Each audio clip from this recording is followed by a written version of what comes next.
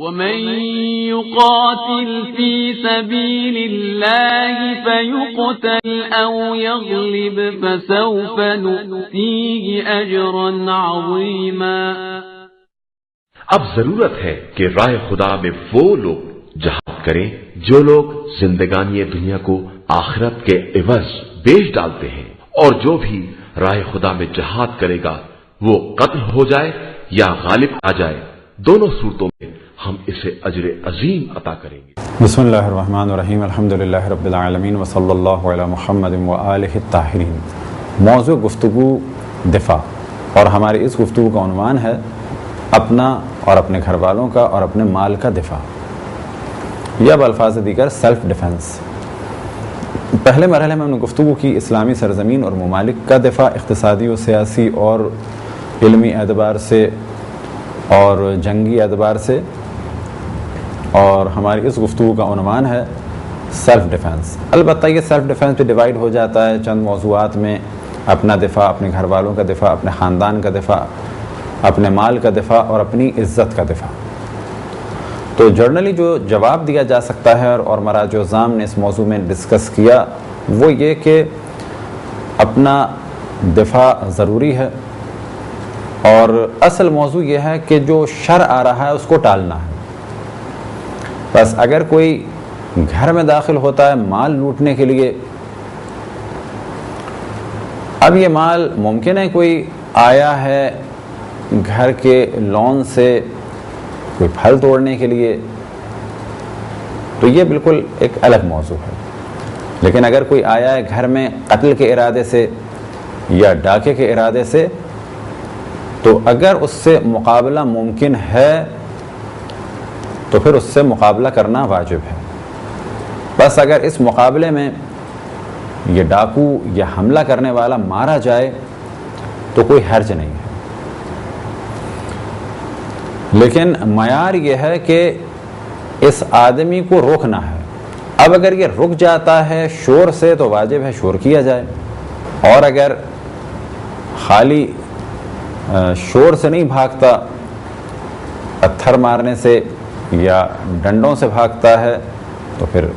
پتھر بھی اسے مارے جا سکتے ہیں اور ڈنڈوں سے بھی حملہ کیا جا سکتا ہے، اور اگر وہ اس سے بھی نہیں بھاگتا تو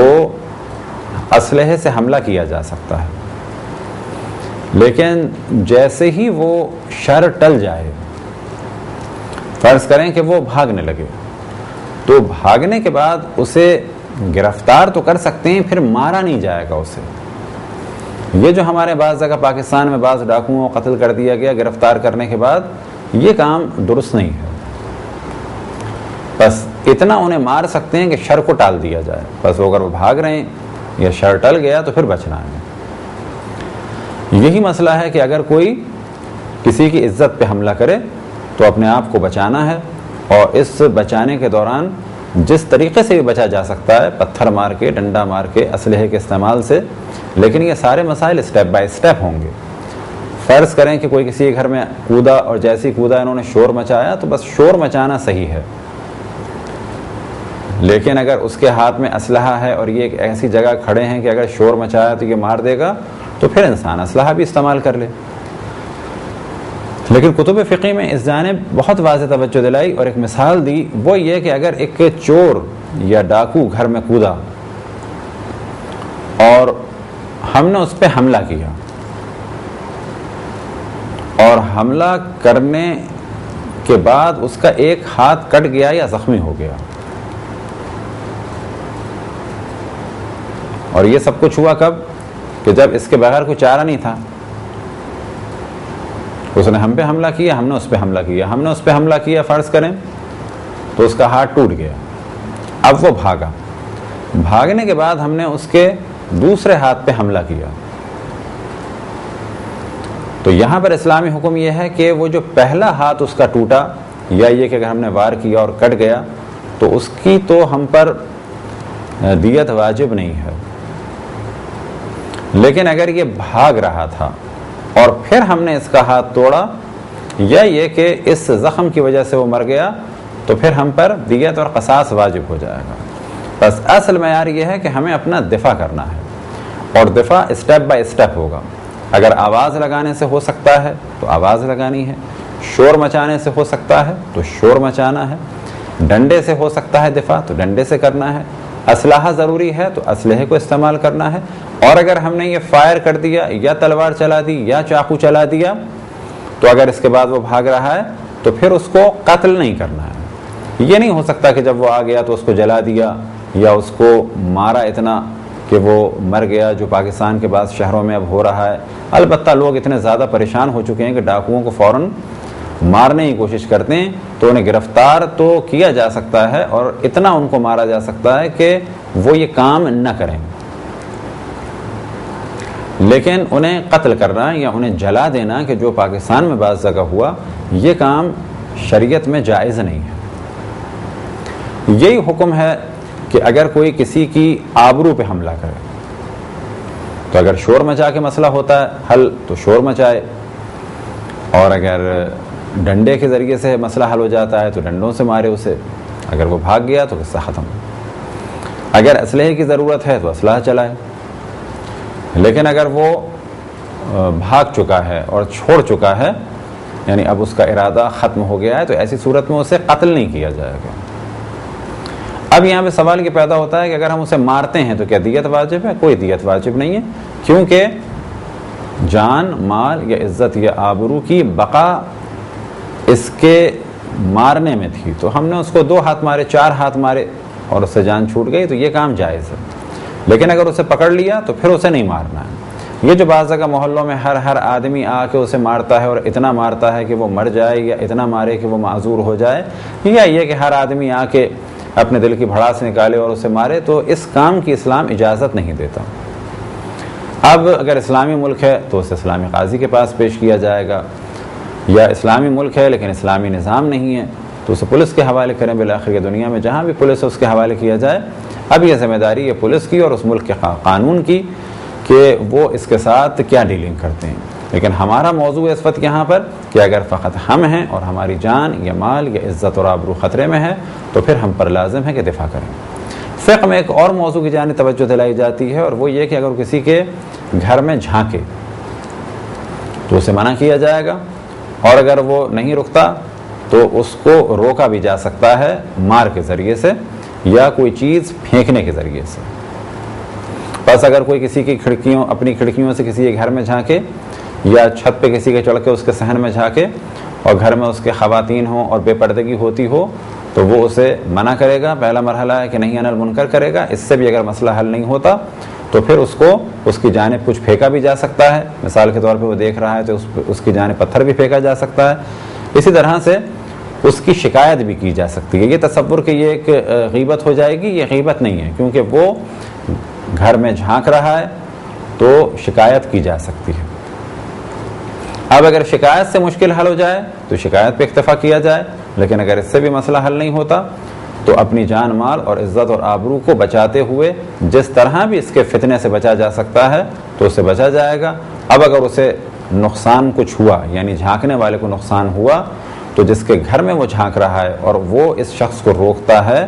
تو اس پر اب کسی قسم کا کوئی نہ قصاص ہوگا نہ دیت ہوگا، بشرط یہ کہ اسٹیپ بائی اسٹیپ اس کو چلنا ہے۔ پہلا مرحلہ ہے نہیں انل منکر، شور مچانا، لیکن یہاں پر شور مچانے سے مراد بیہودہ گالیاں دینا جائز نہیں ہوگا۔ فرض کرنے کو لڑکا کسی کے گھر میں جھانکتا ہے تو اس کی ماں بہن کو گالیاں نہیں دینی ہیں، یا یہ کہ اس کی ماں بہن کے ساتھ یہ عمل کیا جائے تو یہ بھی جائز نہیں ہے۔ اسے منع کرنا ہے، نہیں انل منکر کرنا ہے، شور کرنا ہے، اس کی شکایت کرنی ہے، پھر بھی مسئلہ حل نہیں ہوتا جس وقت وہ جھانکے تو بعض کتب فقہ میں کہ اس کی جانب کچھ پھینکا جا سکتا ہے، یعنی اس کو مارا جا سکتا ہے۔ اب اگر وہ اس پر بھی ترک نہیں کرتا اور کوئی چیز اسے مارتے ہیں اور لگتی ہے تو یہاں پر فقہ میں کہا جاتا ہے یہ چیز ہدر گئی۔ ہدر گئی سے مراد یہ کہ اب ہم پر کوئی جرمانہ نہیں ہے، یہ آدمی محدور تھا۔ محدور سے مراد اس کو اگر کوئی نقصان ہو تو وہ اب ہمیں نہیں دینا ہے، لیکن ہاں اگر کوئی شخص ہے اور اس پہ ہم کچھ حملہ کریں، اسے نقصان پہنچائیں تو پھر ہم پر ذمہ داری ہے کہ ہم اس کی دیت دیں گے۔ دیت کا موضوع انشاءاللہ تفصیل سے بعد میں بیان ہوگا، کس چیز سے کتنی دیت ہے اور کیا احکام ہیں۔ تو یہ تھی پہلی گفتگو اپنے دفاع کے بارے میں۔ اب ایک مسئلہ جو کتب فقہ میں ڈسکس کیا جاتا ہے کہ اگر ہم کہیں باہر ہیں اور کوئی شخص لوٹنے آتا ہے یا نقصان پہنچانے آتا ہے، یعنی جان مال یا عزت آبرو کا خطرہ ہے، تو اگر بھاگ کے مشکل حل ہو سکتی ہے تو پہلا مرحلہ ہے کہ بھاگا جائے، اور بعد میں وہی مرحلے ہیں کہ اگر شور سے یا مار سے مشکل حل ہوتی ہے تو شور بھی مچا سکتے ہیں، بالکل جائز ہے، اس کو شکایت بھی کر سکتے ہیں، اس کو مار بھی سکتے ہیں۔ مارنے میں ہاتھوں سے بھی کام لیا جا سکتا ہے، ڈنڈوں سے بھی کام لیا جا سکتا ہے، تلوار سے بھی کام لیا جا سکتا ہے، اسلحے سے بھی کام لیا جا سکتا ہے، لیکن یہ سارے کام اسٹیپ بائی اسٹیپ ہوں گے۔ اگر شور سے وہ بھاگ جائے تو بس شور مچانا واجب ہے، اس سے زیادہ جائز نہیں ہوگا۔ لیکن اگر یہ ہاتھ پائی پہ اتر آیا، ڈنڈوں پہ اتر آیا، اب یہ اتنے ہمیں ڈنڈے مارے گا کہ ہمیں مار دے گا، یہ اس نے ہی ہم پہ حملہ کیا، اس نے ہی ہماری آبرو پہ حملہ کیا، فرض کریں ہماری خواتین پہ حملہ کیا، اور اب یہی ہمیں ڈنڈوں سے مار رہا ہے۔ اب اگر ہمارے پاس کہیں ریوالور ہے تو ہم اس کے ڈنڈوں سے بچنے کے لیے اس پہ فائر کر سکتے ہیں۔ اب فائر کرنے کے لیے بھی یا تلوار چلانے کے لیے یہ ہے کہ پہلے مرحلے میں کوشش کی جائے کہ اس کا شر ٹل جائے۔ آج دنیا بھر میں بھی یہی قانون ہے کہ اس قسم کے افراد پر اگر فائر کرنا ہو تو ٹانگ پہ یا بازو وغیرہ پہ فائر کیا جائے، سر پہ یا سینے پہ فائر نہ کیا جائے۔ یہ اسلام کا حکم ہے کہ شر کو ٹالنا ہے۔ بس یہاں پہ پہلا مرحلہ آ جاتا ہے کہ بھاگ کے مشکل کو حل کریں، لیکن اگر اپنے گھر میں ہیں تو بھاگ نہیں سکتے۔ ایک مسئلہ دفاع میں یہ پیش آتا ہے کہ کوئی جانور حملہ کرے، تو وہاں بھی پہلا مرحلہ یہ ہے کہ اگر بھاگ سکتے ہیں تو بھاگیں۔ فرض کریں کہ جنگلی جانور پیچھے لگ گئے اور ہم کہیں درخت پہ چڑھ سکتے تھے تو چڑھ جائیں، یا کسی کا پالتو کتا پیچھے لگ گیا تو بھاگ سکتے ہیں تو بھاگ جائیں، لیکن اگر بھاگ نہیں سکتے تو پھر اس جانور کو ہم مار سکتے ہیں۔ اگر یہ جنگلی جانور ہے تو کوئی گناہ نہیں ہے، لیکن جنگلی جانور کو بھی پہلے مرحلے میں مارنا نہیں ہے، بھاگنا ہے۔ یہ تصور کہ جو لوگوں کے ذاتی کتے ہیں ان کو نہ ماریں لیکن روڈ پہ جو کتے ہیں ان کو مار دیں، تو یہ کام بھی جائز نہیں ہے۔ کسی بھی جاندار کو اس طرح سے مارنا یا تنگ کرنا اسلام پسند نہیں کرتا، لیکن اگر ایک کتا کاٹنے کے لیے آ رہا ہو تو پہلا عمل ہے بھاگ جائیں، دوسرا عمل ہے کہ اس سے مقابلہ کریں۔ اب یہ کام اگر مقابلہ ہو جاتا ہے پتھروں کے ذریعے، ڈنڈے کے ذریعے کتا بھاگ جاتا ہے تو کافی ہے، لیکن فرض کریں اتنا غصہ آ رہا ہے اس کے بعد لیا اور اسے مار دیا تو یہ کام مناسب نہیں ہے۔ اسی طرح سے اگر کسی کا ذاتی کتا ہے، گھر سے نکلا، اس نے حملہ کیا، اب اگر ڈنڈے سے یا پتھر سے مشکل حل ہو جاتی ہے تو وہاں بھی پہلا مرحلہ یہی ہے کہ ڈنڈے یا پتھر سے اپنا دفاع کیا جائے، البتہ اس سے پہلا مرحلہ یہ ہے کہ بھاگ کے اپنی جان بچائی جائے۔ لیکن اگر ڈنڈوں یا پتھر سے مشکل حل نہیں ہوتی تو اس کتے کو یا اس جانور کو مارا جا سکتا ہے، اور اگر اس کے بعد اس کا مالک معاوضہ مانگے تو کسی قسم کا معاوضہ نہیں دینا ہے، کیونکہ یہاں پر ذمہ داری تھی اس کے مالک کی کہ وہ اپنے جانور کو باندھ کے رکھے۔ اب یہاں پر ہم نے مثال کتے کی دی، لیکن یہ جانور ممکن ہے گائے ہو، ممکن ہے بھیڑ ہو، اور ممکن ہے بندر ہو، ممکن ہے کسی کا چیتا ہو، کیونکہ بعض گھروں میں، کراچی میں بھی بعض جگہ پرائیویٹ زو بنے ہوئے ہیں۔ فرض کریں کہ کوئی شیر کھل گیا تو پہلا کام یہ ہے اگر وہ ہمارے گھر میں آ گیا ہم دروازے بند کر لیں، مقابلہ کر سکتے ہیں مقابلہ کریں، لیکن اگر کوئی چارہ نہیں ہے سوائے فائر کرنے کے اور وہ مر جائے گا تو پھر وہ مر گیا، وہ چاہے 10 لاکھ کا ہو چاہے 20 لاکھ کا ہو، وہ ہم سے یہ نہیں کہہ سکتا کہ ہمیں ہمارے شیر کے پیسے دو۔ یا کچھ عرصے پہلے ایک واقعہ کراچی میں ہوا کہ ڈیفینس سوسائٹی کے گھر سے بڑے بڑے چمپینزی، البتہ وہ بھی کچھ چھوٹے سائز کے نہیں تھے، گوریلا سائز کے تھے، وہ گھر سے نکل گئے اور بعض گاڑیاں جا رہی تھیں ان کو بھی تنگ کیا، ایک دو گاڑیوں پہ چڑھ گئے۔ اس دوران فائر کر کے انہیں مار دیا گیا۔ تو یہ کیونکہ واقعہ کچھ دن پہلے ہوا تھا، البتہ 2-4 سال پہلے، تو اس کی مثال اس وجہ سے دے رہے ہیں کہ اب یہ چیمپینزی بالآخر ملکیت ہیں کسی کی، اب یہ 2 لاکھ کیوں، 4 لاکھ کیوں، 6 لاکھ کیوں، 10 لاکھ کیوں، 20 لاکھ کیوں، بالآخر وہ ملکیت ہیں کسی کی۔ اگر یہ کھل گئے ہیں اور ہمیں جان کا خطرہ ہے تو پہلا کام کیا ہے کہ ہم بھاگیں، اپنے آپ کو بچائیں۔ اگلا مرحلہ کیا ہوگا کہ ڈنڈوں سے یا پتھروں سے اپنی جان بچائیں۔ لیکن فرض کریں کہ وہ نہیں چھوڑ رہا ہے، گرفت بہت زیادہ مضبوط ہے، تو پھر یہاں پر نوبت آتی ہے کہ فائر کریں گے یا تلوار چلائیں گے یا چاقو سے وار کریں گے۔ اب کیونکہ یہ جانور ہے تو یہاں بھی اس مرحلے کی رعایت کی جائے، کیونکہ یہ جانور جو ہے عقل و شعور نہیں رکھتا، کہ اگر پاؤں پہ حملہ کرنے سے مشکل حل ہوتی ہے تو پاؤں پہ حملہ کیا جائے، ہاتھ پہ گولی چلانے سے مشکل ہوتی ہے ہاتھ پہ گولی چلائی جائے، لیکن اس کے بھی قتل کا مرحلہ بالکل آخری مرحلہ ہے۔ اب یہ کہ بعض دفعہ لوگ حواس باختہ ہو جاتے ہیں، ادھر ادھر فائر کرتے ہیں۔ اب اگر جان بچانے میں ادھر ادھر فائر کیا اور اس قسم کا چیمپینزی یا شیر یا چیتا جو لوگوں کی پرائیویٹ ملکیت میں تھا وہ مر گیا، تو ہم پر واجب نہیں ہے کہ اس کی قیمت کو ادا کریں۔ اب ایک جانب توجہ دلائیں کہ بعض دفعہ بعض لوگوں کے پاس اسلحہ ہوتا ہے اور جب کوئی ان سے چھیڑ چھاڑ کرتا ہے یا موبائل وغیرہ چھیننے کی کوشش کرتا ہے تو وہ بے دریغ فائر کرتے ہیں، تو یہ بھی توجہ رہے کہ یہ فوراً فائر کرنا صحیح نہیں ہے۔ اسی طریقے سے اتنا کمانڈ ہونا چاہیے اور اتنی پریکٹس ہونی چاہیے کہ یہ جانتے ہوں کہ روڈ پہ اگر ہم فائر کریں گے تو کسی اور کے نہ لگ جائے کہیں، ایسا نہ ہو کہ 2000 4000 6000 یا 10,000 کے موبائل کے لیے ہم اس موبائل چھیننے والے پہ حملہ کریں اور گولی کسی اور کو لگ جائے۔ اور عموماً یہی ہوتا ہے کہ جو فائر کرنے والے ہیں وہ اس طرح سے فائر کرتے ہیں، لیکن وہ نہیں جانتے کہ 1 سینٹی میٹر بھی اگر اینگل ادھر سے ادھر ہوا تو یہ گولی بجائے اس کو لگنے کی ادھر جائے کسی کے لگے گی۔ تو اس طرح سے بھی اپنے آپ کو کنٹرول کرنا ہے۔ اب ایک جانب توجہ دلائیں کہ جو کراچی وغیرہ میں بہت زیادہ حالات خراب ہیں، کہ خدا ہم سب کو توفیق عطا فرمائے کہ کبھی اگر اس قسم کا مسئلہ ہو، کوئی پیسے چھیننے آئے، کوئی گاڑی چھیننے آئے، کوئی موبائل چھیننے آئے، تو گو کہ بعض دفعہ لوگ جذباتی ہو جاتے ہیں، لیکن کوشش یہ کرنی چاہیے کہ ان سے مقابلہ نہ کیا جائے ایک چیز کے بارے میں۔ البتہ اگر کوئی ایسی جگہ ہے کہ شور شرابے سے جان بچ سکتی ہے تو شور شرابہ کریں، لیکن اب کیونکہ ماحول ایسا ہو گیا ہے کہ ان سب کے پاس جو ہے وہ ریوالورز ہوتی ہیں، پسٹلز ہوتی ہیں، ٹی ٹی ہوتی ہے، اور عموماً یہ ہو رہا ہے کہ جو شور مچاتا ہے فوراً اسے قتل کر دیتے ہیں۔ تو یہاں پر کہا جائے گا کہ شور مچانے کی وجہ سے اگر ہمیں اپنے قتل ہونے کا امکان ہو یا یقین ہو تو پھر یہ شور مچانا بھی صحیح نہیں ہے، یہ چیز جانے دیں، اس چیز کے لیے اپنے آپ کو قربان نہ کریں۔ ہاں ایک کام ہو سکتا ہے کہ بعد میں اس کا پیچھا کریں۔ اب اگر وہ بھاگا اور بعد میں آپ اپنا مال لینے کے لیے اس پہ حملہ کرتے ہیں کسی طریقے سے، البتہ وہ بھی اسٹیپ بائی اسٹیپ، تو کوئی